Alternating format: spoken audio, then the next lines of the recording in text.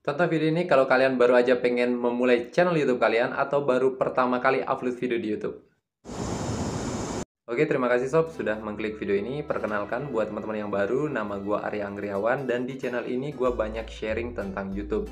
Nah, buat teman-teman YouTuber pemula, nggak ada salahnya buat kalian cek-cek di playlist video ini atau di channel ini, itu ada banyak banget tools yang bisa membantu kalian sebagai YouTuber. Nah, pada kesempatan kali ini mungkin ini adalah core of the core-nya dari video gua karena gua melihat ada beberapa komen yang masuk di beberapa video gua itu pengen banget menjadi YouTuber tapi nggak tahu caranya memulai dari mana. Nah, ini kita akan berbicara gimana caranya starting up-nya atau starting di awalnya seperti apa. Nah, untuk itu kita membagi menjadi 3 bagian dari video ini. Yang pertama adalah bagaimana kalian bisa menemukan konten, yang kedua adalah editor videonya, yang ketiga adalah growing up channel kalian. Nah, kita akan memulai di part yang pertama, yakni bagaimana caranya menemukan konten. Nah, menemukan konten itu gampang banget ya teman-teman. Tinggal disesuaikan juga dengan minat dan bakat kalian. Oke, gue akan meramu beberapa tips atau trik di mana kalian bisa memilah konten yang sesuai dengan karakter kalian. Nah, untuk memulai tipsnya, coba sobat bayangkan ada 5 hobi sobat. Nah, coba kalian tulis dulu nih, dari kelima hobi itu, hobi mana yang menjadi daftar pertama, kedua, ketiga, keempat, dan kelima, atau yang terakhir. Di hobi pertama itu adalah hobi yang paling teman-teman suka. Nah, hobi selanjutnya itu teman-teman kurang suka lah ya. Nah, karena kita udah tahu 5 hobi kita dan menjadi prioritas kita, nah, gue contohkan pakai hobinya seperti ini ya sob. Nah, ini kalian bisa beda dengan apa yang gue tulis, karena ini sebuah contoh aja. Nah, katakanlah misalnya dari kelima hobi ini, coba kalian bayangkan lagi, yang mana yang menjadi rutinitas atau yang paling sering kalian lakukan. Hal lain yang juga menjadi sangat penting adalah apakah hobi tersebut sobat iringi juga dengan keahlian sobat di bidang itu. Nah, retensi juga menjadi indikator penting nih sob. Apakah kalian sering melakukan hobi tersebut? Atau apakah sobat sampai saat ini mau melakukan hobi tersebut even teman-teman belum dibayar sama sekali? Atau apakah sesuatu yang sobat sebut sebagai hobi tersebut, sobat tahu banyak nih masalah yang terjadi di dalamnya? Dan sobat juga tahu banyak tentang solusi dari permasalahan yang terjadi. Nah, dari melihat daftar ini, pasti akan menggambarkan seberapa tertarik kita dengan tema yang akan kita angkat, dan seberapa besar hasrat kita terhadap sebuah aktivitas. Oke, misalnya kita pakai contoh 5 daftar hobi tadi ya sob. Nah, yang pertama itu kita punya hobi fotografi. Nah, ini contoh aja. Yang kedua kita punya hobi masak, yang ketiga bersepeda, yang keempat hobi modif motor, yang kelima adalah hobi bermain bola. Nah, karena kita udah tahu, pemilihan nomor satu adalah hobi yang paling kita sukai dan yang paling sering kita lakukan, maka dari itu kita akan fokus nih pada nomor satu, yakni hobi fotografi. Nah, dari hobi fotografi tersebut, kita harus lebih memilih lagi agar lebih spesifik ya sob. Apakah tema dari fotografi yang akan kalian angkat adalah makro fotografi semisalnya, ataukah misalnya street fotografi, atau misalnya fashion fotografi, atau jenis fotografi yang lainnya. Nah, misalnya contoh lebih lanjut, teman-teman ini menyukai fotografi makro ya sob. Nah, cobalah buat 30 daftar judul dari tema yang spesifik tersebut. Yang tentunya 30 judul tersebut sobat bisa ambil dari daftar masalah yang sering terjadi di dunia fotografi tersebut. Semisalnya lensa yang bagus itu seperti apa, atau bagaimana fotografi makro menggunakan handphone di Android, atau bagaimana pencahayaan yang benar menggunakan fotografi makro, atau bagaimana pengambilan angle foto yang baik, dan lain sebagainya.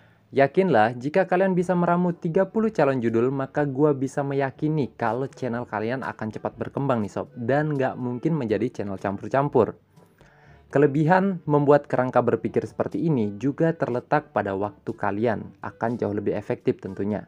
Terutama buat kalian yang masih ngonten sambil kerja, jadi nggak usah pusing lagi nih sob, dan pekerjaan kalian akan lebih terarah pastinya.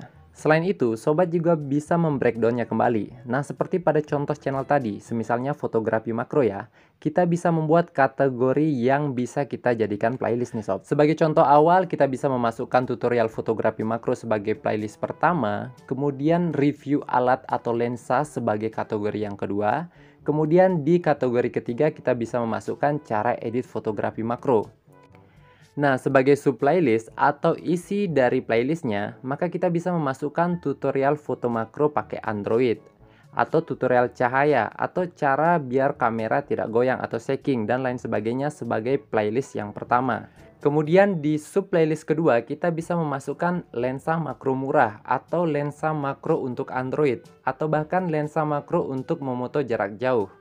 Nah, sedangkan di playlist ketiga, kita bisa memasukkan cara edit foto makro di handphone atau cara edit foto makro menggunakan Photoshop.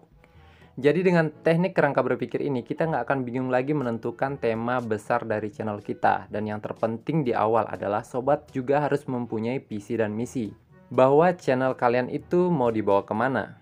Even belum ada penonton ya, tapi kalian juga sudah tahu target kalian siapa, yakni orang yang suka fotografi, dan spesifiknya lagi adalah orang yang suka dengan makro fotografi.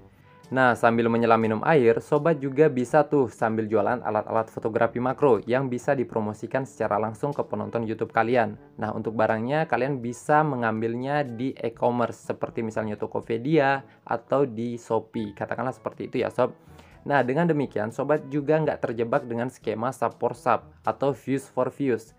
Yang semua itu sebenarnya nggak ada gunanya, sob. Percaya deh sama gua. Karena akan lebih nyesek kalau kita punya subscriber banyak dari mekanisme sub for sub, tapi ujung-ujungnya penontonnya sedikit. Dan karena penontonnya sedikit, jadi dolar yang dihasilkan pun juga sedikit.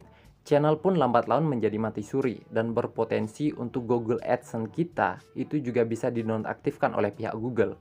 Apa kalian mau seperti itu? Atau kalian udah mau capek-capek tapi nggak ada hasilnya? Nah, kalau gue bisa simpulkan, jadi YouTube itu layaknya seperti sebuah bisnis ya sob. Nggak ada yang instan, dan perlu diingat, YouTube itu bukan sekedar platform video untuk menonton, tapi juga sebagai media untuk mempromosikan skill kamu nih. Promosikan usaha kamu, atau sebagai media untuk bertumbuh dari waktu ke waktu. Nikmati prosesnya dengan cara kerangka berpikir yang benar, gue yakin kalian semua sukses di YouTube. Yang penting mau untuk belajar ya. Oke, terima kasih sob sudah menonton video ini dari awal sampai selesai. Dan di video berikutnya atau di part kedua, kita akan belajar sama-sama bagaimana caranya mengedit video untuk keperluan YouTube kita. Jadi jangan ragu untuk klik tombol subscribe, terutama buat teman-teman YouTuber pemula, karena kita akan sama-sama belajar di channel ini. Tidak lupa gue juga mengingatkan buat teman-teman YouTuber yang baru aja pertama kali lihat channel ini, kalian juga bisa lihat di playlist channel ini karena ada banyak tools-tools yang bermanfaat untuk kalian sebagai seorang YouTuber. Oke, akhir kata, gue Arya, sampai jumpa di video berikutnya. Ciao, adios.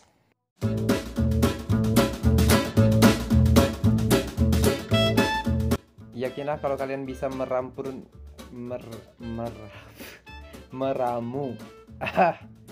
Oke. Yakinlah kalau